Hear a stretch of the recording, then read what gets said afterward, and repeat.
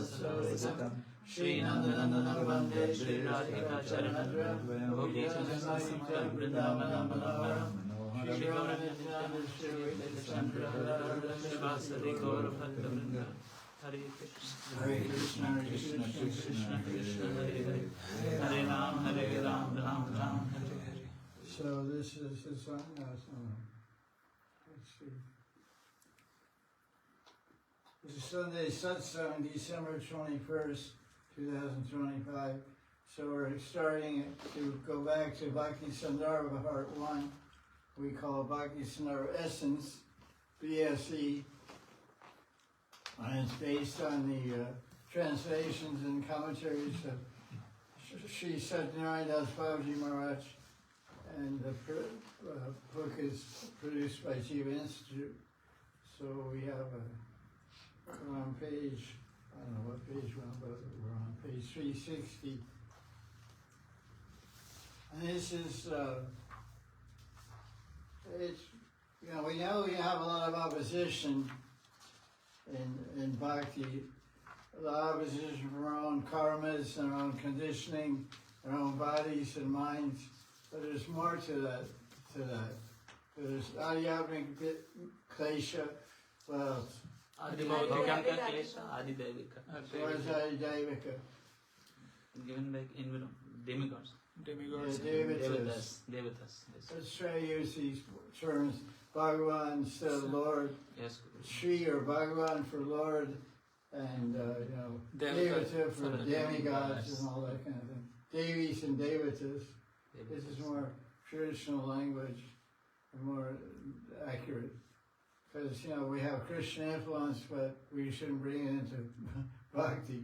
Because Bhakti is not part of this world. So, this discussion here explains how what's the classic example of Devatas giving sadhaka a hard time? Hot and cold. What'd she say? Hot and cold. Hot and cold. I'm asking a person, example of a person. Hot and cold. Who's hot and cold? Hot and cold us? What are you talking about? It's breathing. Who's the example from Bhagavatam of someone who was harassed by the Devatas?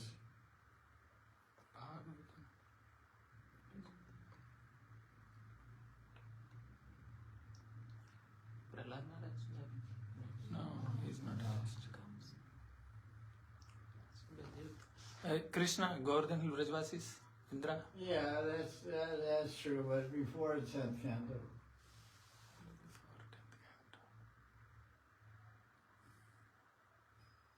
Who stole someone's horse? Indra. What canto is that? Fourth canto. Fourth canto. Prita Maharaj doing yagya, 99. Yagya, and some sannyasi came. It's kind of right. It stole the horse was Indra. So that's a Devata. What about 11th canto? 11th canto. A great painting of that BBT also. Really classic painting. I think it's Radharani also, or Shamarani. Markandeya Rishi. Yeah, he's tortured with devatas. No, Narayana Rishi. Yeah, Narayana Rishi. Correct. Urvasi and all come, yes. And they produce nice Urvasi. They all the hot ones from Svargaloka came. Tilotama, Urvasi, Ramaru, who else there? Menaka. All the hottest girls from Svarga came down to Badri Ashram to bewilder Narayana. Who is Narayana? Who is it? Arjuna and Krishna, they say. Arjuna and Krishna, right. Nara means Arjuna and Narayana means Bhagavan, Krishna, Vishnu, whatever. So the Indra was jealous and nervous that he was doing so much tapasya. He wanted to go to Swarga, which he didn't, of course. So he sent all these dancing girls to bewilder Narayana Rishi. Who sent the Indra. Indra? They're all his girlfriends, huh? some of them. But he didn't want them to fool around, just wanted to go over. Not go all the way, so then you get jealous. And you start finding them out easier. So they had to just do some intimidation program. Infiltration and intimidation mission. And so it wasn't successful. What happened? They created Urvasi and all thais. They produced the most beautiful than them from their Narayana thighs. Rishi just slapped his knee and all these girls came out. They were like all 10 times better than Miss Universe. And all those girls got ashamed. It's really funny painting of them. They always looks like, they're so embarrassed, you know. For the first time in their whole life they ever been embarrassed and remember their life. They lived for 10,000 years. So in 10,000 years they never been embarrassed before. Oh, you walk around their head there. I'm nervous, I'm Theodore. They think it's really hot stuff, you know. And then the Rishi produced all these beautiful queens and they went, oh, hide her face. It's a funny baby. I really like the emotion of the baby. They got slapped in the face. They look like street sweepers compared to Narayan's girls, you know. So this example, this is said here. The Devas, we want to send Kamadev there with celestial courtesans. So Devas are envious of devotees and they're suspicious of their motives. So we place obstacles on their path. But because Bhagavan protects the devotees, the obstacles are stepping stones for success. This is a useful instruction for sadhakas. Everyone faces obstacles in sadhana. Devotees should not feel frustrated on account of troubling situations that inevitably arise in the course of life. They should have firm faith that Krishna will protect their bhakti and regard challenges as opportunity to progress in bhakti bhajan. So that's just a nice reminder that it was not, you know, because the way they say it, well, they say it, devotees are friend of everyone, Suridam Sarvadehinam. Devotees are friend of everyone, but not everyone's a friend of a devotee. So you think it's a two-way street, it's not like that at all. Because the devotee is equal-minded and equal-poised and sees everything in relation to Krishna. So he's friendly toward, the devotee is friendly towards the environment surrounding them and is very loving towards the environment and everyone in it, even animals and birds and human beings. But the nature is not like that. Nature has enemies, has predators, has demoniac people, all kinds of people are there. So that's why until you're a liberated soul and having samadristi, you should follow the 4 rules of Madhyamadikar, which is what? Ishreta Dineshu Balisheshu You tell me. 4 rules of Madhyamadikar. I don't know. Prema, Maitri, Kripa Apeksha Yakaroti Samadhyama. Thank you. Very good. Are you on Uttamadikari? No. Nati ayat kanista. Just beginning. Whatever you are, but Devotee basically has four visions of the material world. Yes. He doesn't think everybody's it's all love, it's all beauty, everyone's my friend. That's wrong. All you need is love. That's true, man. I can't argue that. But not everybody's in a boat of love out there. So one thing he sees was, you tell me. Prema, Maitri, Kripa, Apeksha. English. He gives prema, that means love and affection, to superiors, Guru, Guru Jan, He Ishvara. sees some people are superior to him or her. Yes. And They're to more them he advanced. gives love. So he serves them, he submits to them, serves them with humility and respect, and offers love towards them. And what's the second vision then? Maitri, friendship. Means Means friendship. So he's friendship friendship with towards equals. Thank you. He or she is friendly and towards equal devotees, giving gifts, giving prasad, receiving prasad, opening and revealing minds, hearing their minds. So that's equals. And subordinates, he shows Kripa, mercy. maybe younger ones. And And juniors, innocent, new people, new devotees. He shows compassion. Shows compassion. And Yeah. envious Help. people, he Shows keeps compassion. Upeksha means to ignore or to avoid envious. anyone who is hostile or envious. Yeah. Not argue on Facebook. Facebook, you can fight all you want. They had about 25 years ago, they had a group, a website, a Facebook called Go to the Discussions. And Jagadananda and Madhavananda and Vaitadas and Nitai and many great Vaishnavas, Gaudiya Vaishnavas, devotees and scholars would enter there and have debates. And so after a year or two of that, they changed the name from Gaudiya Discussions to Gaudiya Concussions. Because everybody was beating each other on the head so much. So a lot of times Jagadananda Das would come in and say, he was like the ultimate referee, because he was the oldest of all the Vaishnavas, and almost one of the most learned ones also, and quite experienced. So he would say, okay, slow down guys, let's not kill each other in the name of Raghunath Bhakti. And sometimes the way to us, he would say, I'm bailing out, I quit, you guys carry on. It's very interesting to see the dialogue. You can find some old archives. Go to the discussion. You look up in the dark web or something. I think it's still floating around. You type in www, go to the discussion. You always see Madhavananda, who's a Buddhist now, and Shiva Das, who is a great Vaishnava. I don't know if that's his real name or not, but Shiva Das and Jayananda and Waita's really a tiger. He's very smart and really like it. Fight. He's so smart. Pankradeshan wasn't around much then. It was before his time.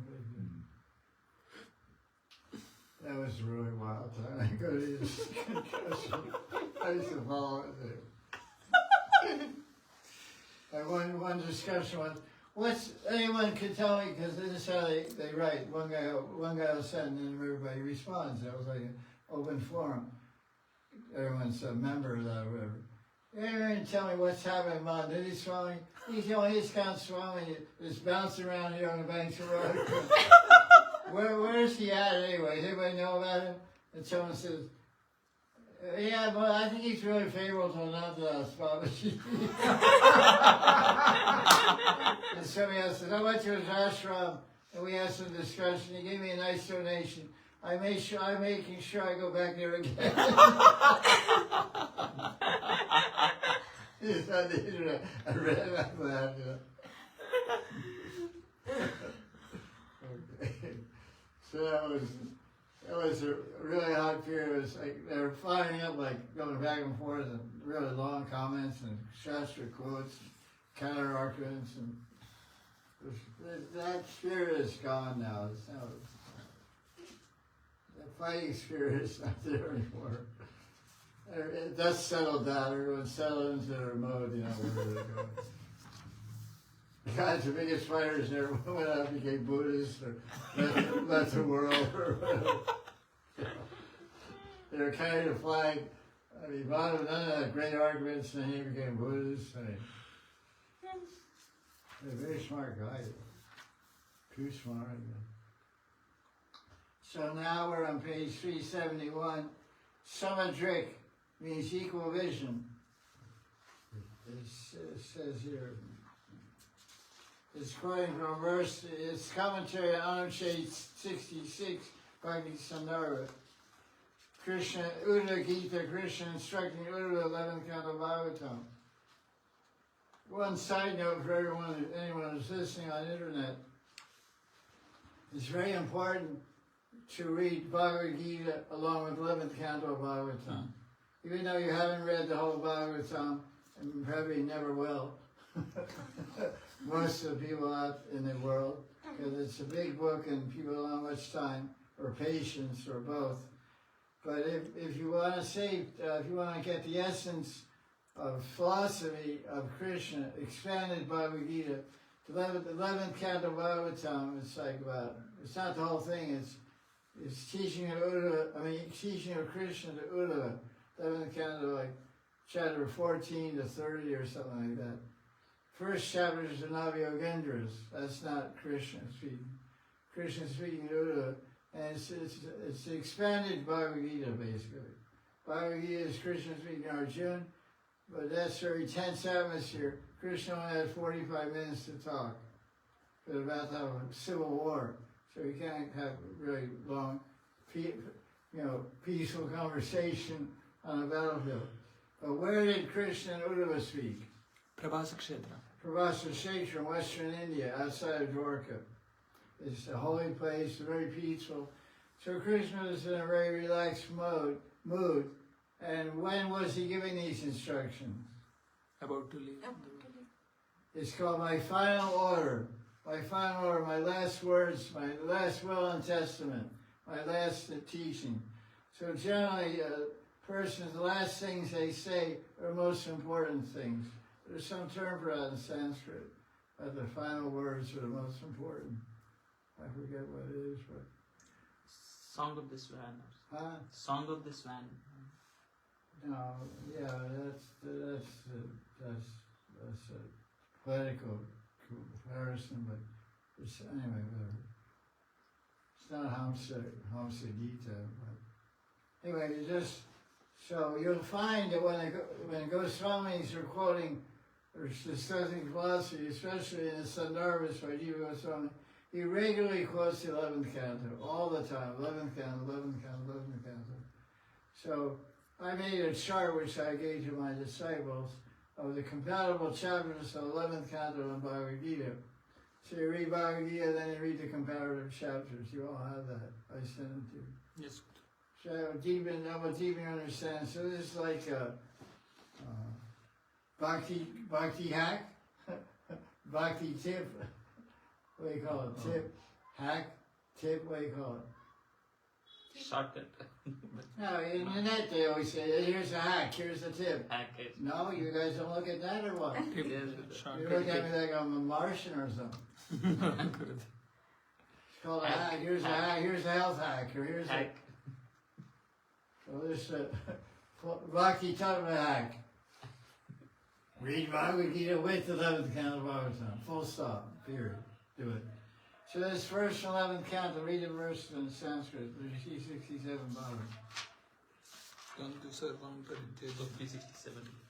367 bottom. Tvam tu sarvam parityajya sneham svajana bandhushu mayavesha manasamyak samadrik vicharasvagam. Samadrik means what? Equal vision. Equal vision. Krishna tells Uddhava, you have all your attachment to your friends and family. Absorb your mind fully in me. And with equal vision wander the earth. So that's an instruction for Uddhava and every bhakta of Krishna. You have all attachments, be attached to Krishna, and look everywhere equally and wander the earth. So that point is discussed in the commentary on page 370. What I said, 371. Equal vision means to see everything in relation to Krishna.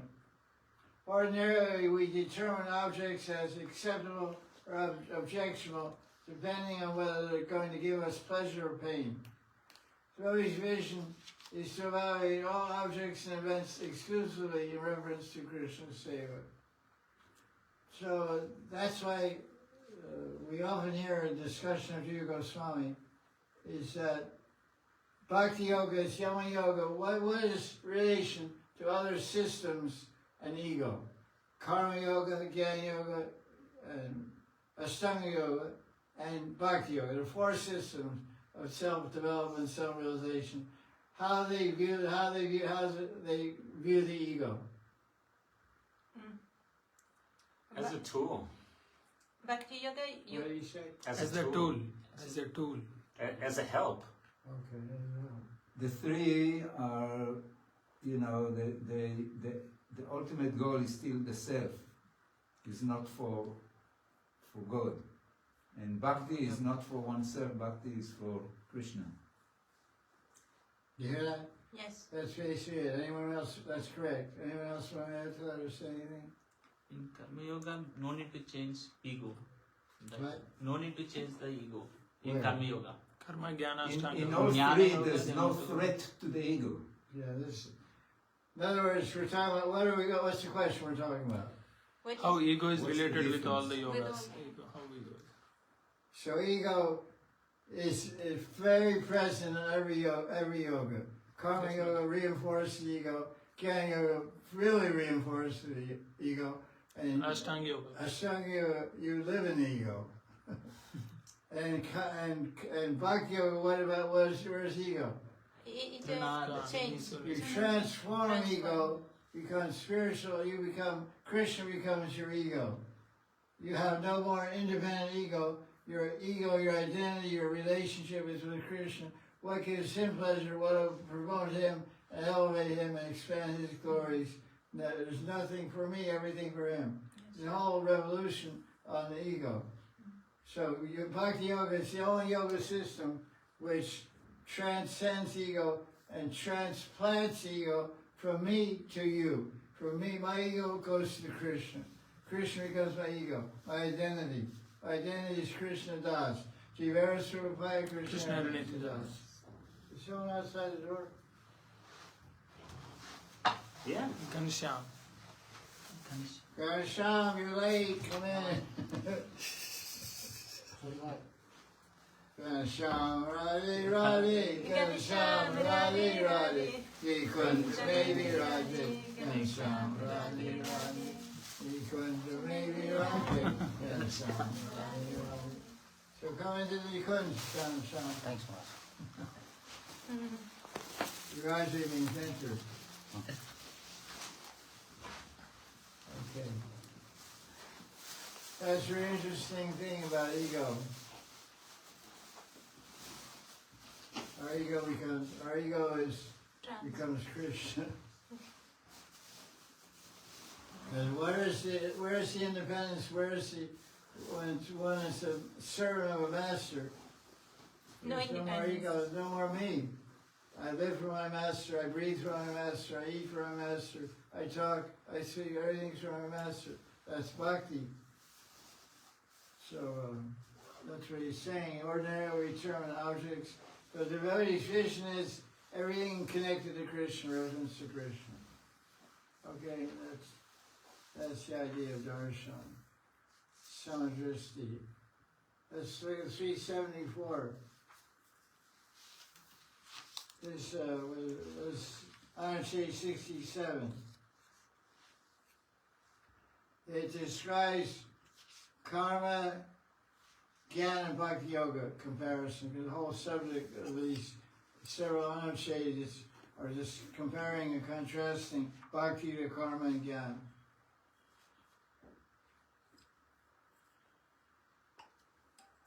Because it's following the lead of the 11th canto Bhagavatam from chapters 7 to 10 are all up to Krishna's talking about Gyan Yoga. Where is Krishna talking about Gyan Yoga and Bhagavad Gita? 13 to 18 13 to 18. chapters. Chapters 13 and 18, that's right. First, the Karma Yoga is what? Tell me. Swarga. Heavenly planets. Yeah, that's true. Here is Read the book. Page 375, top. Yes. 375, Yes, top. good. To purify the heart of all attachments. and lead one to Jnana Lead Yoga. one to Jnana Yoga. What does that mean? Niskam karma. Person, karma means actions. Yagas, pujas, prikmas. Why you do all that action? You run around like a madman to get knowledge. To get knowledge, you don't have to do anything. Doing means karma. Gyan means meditation. And bhakti means meditation with love. But Gyan means meditation with conquering spirit. We don't have conquering spirit. So we just have love, the spirit of love, service. We want to be conquered by Krishna's love. Gyan wants to conquer Brahman, become Brahman, Aham Brahmasmi. So Gyan Yoga is based on awakening. So what's Gyan Yoga? What are you supposed to accomplish in Gyan Yoga? Detachment, vairagya. And knowledge of the different streams, matter and Atma, Spirit. Atma and Prakriti. Prakriti and Atma. But how Bhakti gives it automatically, right? That's good. There's two types of Gyan. What are they? So,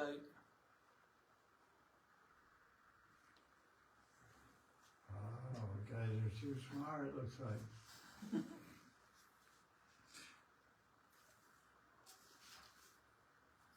Gyan Yoga and Gyan Marg. Bhakti Gyan and Advaita Gyan. oh. What's the difference? Oh, Advaita is knowledge of Brahman, And Atma. and Bhakti is knowledge of Krishna, and our identity as a servant of Krishna. Okay, that's basically what's going on. Look at page 376.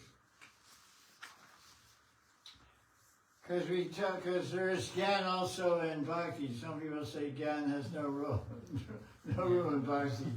Those people obviously have no Gyan.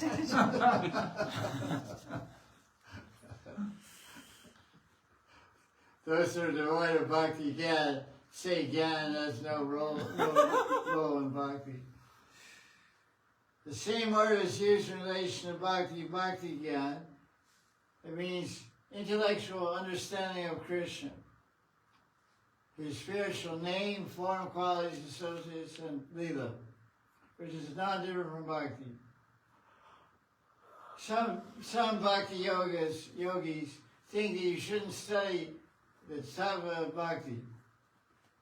You got this book, Shokamrita, you see all so many tattvas. There's Avideya Tattva, Diffusion Tattva, Sambandha Tattva, then there's divisions within those, Nam Tattva, Bhagavan Tattva, Jiva Tattva, Prema Tattva, Rasa Tattva, so many tattvas, so many verses. It's hard sale, that's a class. Thank you for the plug. Yeah. That's a great book. You still publish the hardbound? You making hardbound book of that stuff? No reprints. Yes. Once it gets out there, then it can't sell anymore. You know? It makes a splash, and then everybody copies it. That's what I found out. Took me, I published Bhava Sarasanga. It took me 15 years to sell 1,000 copies. It's not a very popular book. 3 of them went to me. That's good.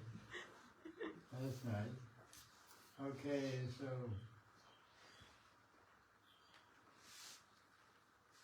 you should have some knowledge of Krishna. That's the idea. Where's my green card? Okay. So page 394. I'm just highlighting different things that are, I think, important to know. The book is, everything's important, but how much can we remember? I don't know. Maybe we remember what we're talking about. Yes, I second that. We're practicing Krishna Bhakti in relation to Dharma. This is the subject matter of practicing Krishna Bhakti in relation to Dharma and Kam. Very interesting, because people, especially Indian people, have got a lot of problem with that sometimes. Because Dharma and Kam is all about duty. Grihastha duty. Duty of most servants, Grihastha. I have my duty to perform, I can't surrender to Krishna. And all these problems come up with duty. God versus duty, family versus God. There's always some conflict. So to unravel these intricacies of the relationship of Dharma, Kama, and Bhakti is very necessary. as part of the unfolding of self-realization and advancement in human life, which is difficult for a lot of people to do. Jiva Goswami says that even responsibilities and duties that one has in relation to Dharma, Artha, and Kama have to be abandoned in bhakti. Or if they should be dovetailed in relation to Krishna. What does dovetail mean? Join. Yeah, join. This means that one can function within Varnashram Dharma and still execute bhakti. Because people get misunderstand in the Ramananda Samvag, Madhya Lila, chapter 8. Ramananda Roy discussed with Lord Caitanya about how to make advance in human life, contain the perfection of self-realization, God-realization. And he says different things, karma arpanam, and Krishna, Caitanya says go higher. And he says Varnashram Dharma. He says that's external, go higher. So people wrongly criticize, say Lord Caitanya was against Varnashram Dharma. Is this correct or not? No. It wasn't against. It just said that's not all there is to it. Yeah, exactly. So that's, people have lack of bhakti gyan often get fanatical like that. They just take out something out of context and inflate a whole misconception and run with it and try to spread it to other people. Look at what does his own life show? He always followed the principles of sannyas. He never took Oh, food he's from followed the Maryada of Varnashram Dharma. Women 500 meters away. He only eat food from the hand of a Brahmin. He's spending all night long discussing Katha, Hari Katha with Ramananda Roy. But when it comes to eating, he doesn't take any food from Ramananda Roy. Because he's a Kayas, and Chaitanya Maharaj is a Brahmin. He himself has said a verse, what does he say every year in Rath Yatra? He recites prayers in Madhya chapter 15.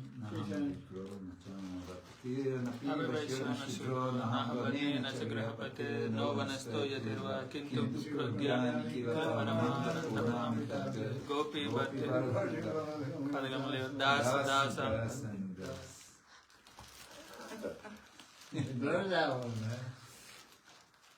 Just das on das. You know that verse, Renarika? Maybe. Maybe not. I learned when I was in ISKCON, but I didn't practice, so possible I forgot. Well, okay. It's the Shuddha Buddhi verse that we're supposed to say before doing our honey. Yeah. Light. Yeah, okay, I bring it over here. Oh, is it quite? Right. Yeah, that is good. We got you on the WhatsApp there, but it's up there and I'm down here. Okay. You go up there, it's pretty bright. I can't fly, I'm not Tinkerbell, I can't fly over there. Okay, so like that. When somebody has to transform the nature of acts related to Dharma, Artha, and Kama. Kama is to okay. So we may have a desire to live in a palatial building. So we live in a palatial temple. But only for the purpose of serving Krishna. If people live in Bombay ISKCON, it's all white marble and it's really a comfortable place on a beach, 5-minute walk from the beach. But we see breeze blowing through the ashram. It's like quite a heavenly place in one sense. But everyone there is, nobody's enjoying kicking back some Indian Ocean side palace. It's a place for seva and worshiping Radha, what do they call it? Radha Rasbihari. So when I eat good food, tasty food, then go to, what's that temple in Italy? Villa Vrindavana. Villa Vrindavan. They're world famous for having the tastiest Mahaprasad. Yes. The Italians know how to cook. I have an Italian cook. in the Reka. One lady cooks for me. She's Italian. Okay, you got it. Where's your money? Where's your money in gold, I guess? And I live in a palatial Yeah, budget. so- Double High-end glazing, AC, the works.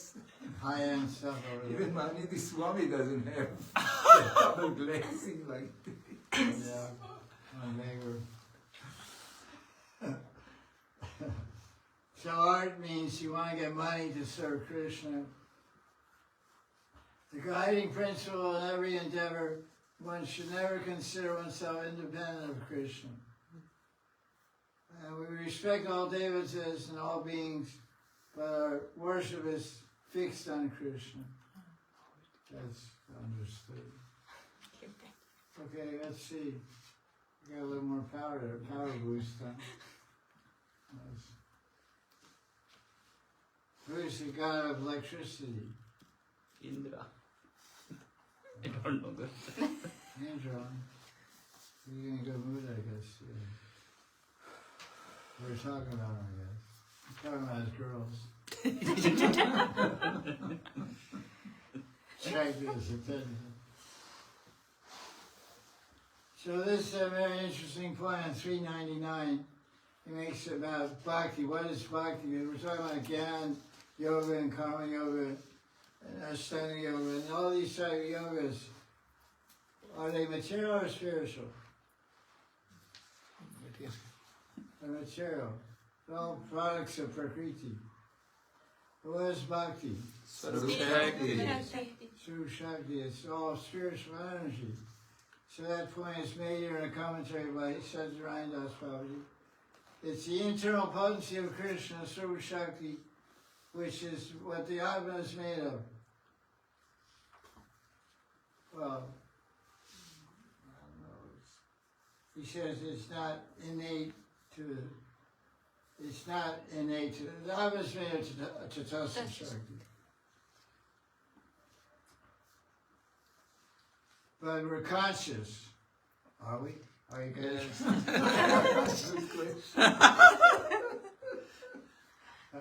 You look somewhat conscious. You're perfecting the art of sleeping with your eyes open.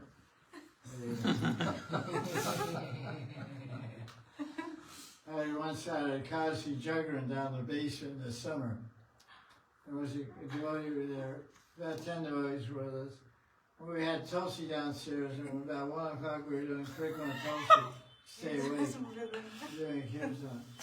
And somebody was playing Mridanga and circumambulating Tulsi and sleeping. Somebody told me, when I said, "Are you sleeping?" I said, "No, I was wrong. You're sleeping." You play Mridanga, walk around Tulsi, because he had done it so many times in his life. He had like some file there, Tulsi Brickham file. So it just kicked in by his subconscious, arrangement. And he was walking around, and I said, I know she was asleep, because we stopped singing. And we blow it away, and he kept walking around. So we shook him. He said, "Okay, we're not, our team's over."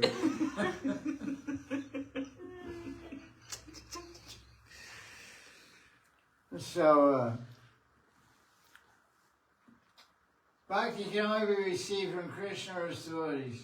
This is a crucial foundational principle established in Bhagavatam. Must be understood clearly. Okay.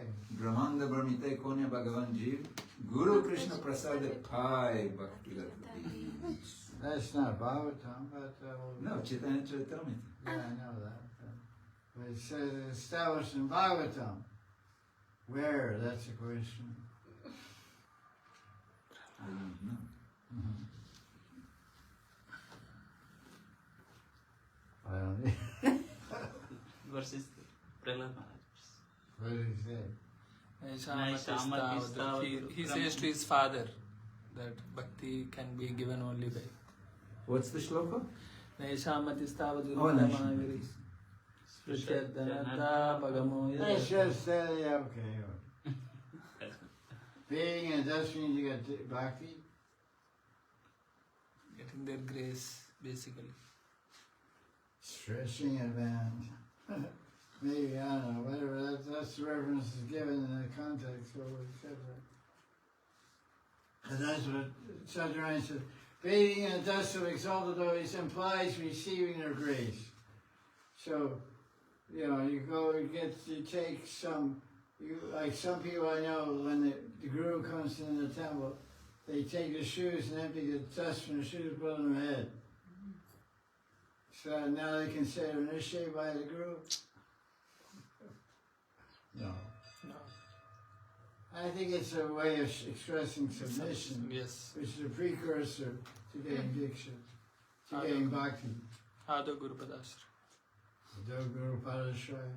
So it's an expression of submission, which will lead possibly to getting the seed of bhakti. Okay, we're almost finished now. That was now 401. Okay, we'll start that one next week. Jai Jai Shri Ram. Baba, how do you pick these points? Huh? How do you pick these highlights in the? How have you picked these highlights? I read through the whole book. I mean, I'm reading progressively, and I try to think what are key points that will be helpful for my students. Because, you know, he's like, wants to hit the target. You can use 1 arrow to hit the target. He shoots 50 arrows, hit the same, and they all hit the target. So he gets 50 arrows. He speaks like 4 or 5 element shades to make 1 point. So I skip the 5 element shades and find the 1 element shade that picks the best point of pure bhakti that I want to convey and share. That I can see myself, this is the second time I'm reading, or third time reading Bhakti Sandarbha, for the purpose of sharing the essence. So I think, if myself read this, you're going to get a headache, get confused. It's really confusing if you don't really understand what he's trying to do. Very systematic, it's very intelligently produced, but it's for scholars, it's many purposes. But my purpose is to give the essence of Bhakti Tattva to my disciples. So that's what I'm trying to do. So it's basically whatever my guru inspires me, and Super Soul inspires me, and Jiva Goswami. I hope I'm not being offensive, but No, it's brilliant, because to read the whole thing is like humanly impossible. There's so much information there. Yeah, How can any normal person remember everything? I read the whole thing, I mark it, and then I go, and I say, this is the part. Then I keep reading. I put lines here, lines. Then I go back and I read again and say, it's this, now how am I disciples going to receive this? Then I think more, and then I skip it. Even though I marked it initially, then I write it, I look at the thing, I give a summary of the title of it. Like the titles I'm giving aren't the titles he's giving. Like, for example, where's that part? Like this section, it says, India, there's many paths of self-realization. Why do you say Bhakti is the best? And that's not in a subheading of an iron shade. That's my subheading. And then I use the iron shade and the commentary to support that point. I get on top. India, there's many paths of self-realization. Why Bhakti is the best? So my answer is page 401 to 405. There's a couple of shades there. Brilliant. Anyways, okay. So